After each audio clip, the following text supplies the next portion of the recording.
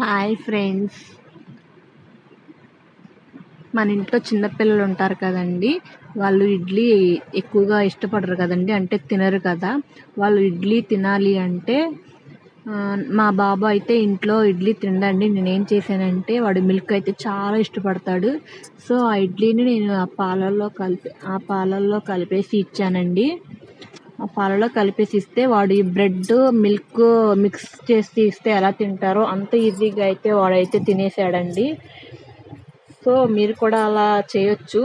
మన పిల్లలు ఓన్లీ ఇడ్లీ అయితే ఇష్టపడరు వాళ్ళు.